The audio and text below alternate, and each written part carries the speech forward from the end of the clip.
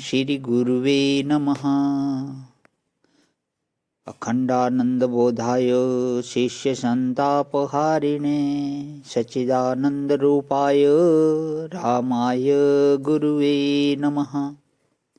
ओम शांति शांति शांति। प्रणाम भगवान। श्वेता श्वेत्रोपनिषद स्वामी श्री अखंडानंद सरस्वती जी महाराज का दिव्य ग्रंथ, जिसमें भगवान हमारा प्रवचन 44वां प्रारंभ हो रहा है। ज्ञान से ही पास निवृत्ति तथा अमृत तत्व की प्राप्ति हमारा अध्याय है, जिसमें अध्याय चौथे के मंत्र नंबर 16 से 18 की व्याख्या चलेगी। तो पहले भगवान मंत्र नंबर 16 लेता हूँ। धृतार्थ परम मंडम वितार्ति सूक्ष्म ज्ञात्वा शिवम सर्वभूतेषु गूढ़म विश्वस्य एकम परिवेष्टितारम ज्ञात्वा देवम मुच्यते सर्वपाशे। अर्थ दिया हुआ है कि घी के ऊपर रहने वाले उसके सार भाग के समान, जो मुमुक्षुओं के लिए अत्यंत प्रिय है, जो अत्यंत सूक्ष्म है और समस्त भूतों में अंतर्यामी शिव रूप से विद्यमान है, जो विश्व का एकमात्र अधिष्ठान तथा पोष्टा है, ऐसे देव को जानकर सर्व पासों से छूट जाते हैं। तो इसी की आगे व्याख्या लेते हैं। भगवान की बताते हैं कि जैसे दही में से मक्खन निकलता है तो वह दही का सार होता है और वह दही से ज़्यादा स्वादिष्ट होता है, दही से ज़्यादा हितकारी होता है, ऐसे यह परमात्मा घी का मक्खन है। दही का मक्खन नहीं, घी का मक्खन है। यह घी का मक्खन क्या होता है भाई? यह तो दुनिया में मशहूर नहीं है।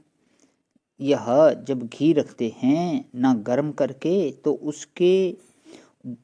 उसमें जो मट्ठे का दही का अंश ज़्यादा रह जाता है, वह तो नीचे बैठ जाता है और घी के ऊपर एक बहुत स्वादिष्ट पपड़ी पड़ती है। ऐसी बढ़िया स्वादिष्ट होती है कि वह जिसके घर में घी पैदा होता है वह जानता है, वह बिना शक्कर के भी मीठा, और मीठा ही नहीं स्वादिष्ट होता है।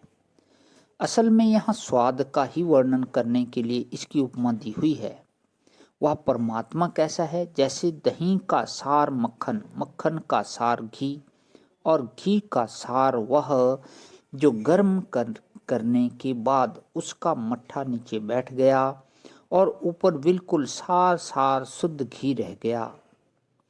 घी के ऊपरी हिस्से में और निचले हिस्से में फर्क होता है। यह ऊपर का घी दिखाकर लोग बेच देते हैं ना, वह नीचे तो महाराज उसके बड़े बड़े माल निकलते हैं। घी में पानी मिलाकर बेचते हैं। हमारे वृंदावन में शुद्ध घी का ठेका है एक जने का, तो वे मक्खन से घी निकालते हैं। दूध में से पहले क्रीम निकालते हैं, फिर घी। अरे महाराज, उसमें क्या क्या मज़ा आता है।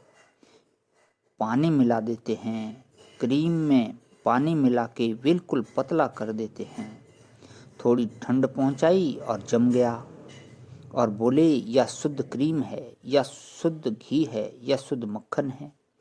मुंबई में तो मैंने देखा कई लोगों के घर में घी नाम पर जिस चीज़ का उपयोग करते हैं उसका घी से थोड़ा भी संबंध नहीं है। द्राविड़ प्राणायाम से भी उसका घी से संबंध नहीं है। शुद्ध की तो बात ही छोड़ो, घी भी नहीं है। बोले यह घी क्या है? असल में धृत तो ईश्वर ही है। आयुर्वेद धृतम, आयु का नाम धृत है। धृत उसको कहते हैं जो पिघल जाए, या शरीर में जो पसीना होता है ना, उसको संस्कृत में धर्म बोलते हैं।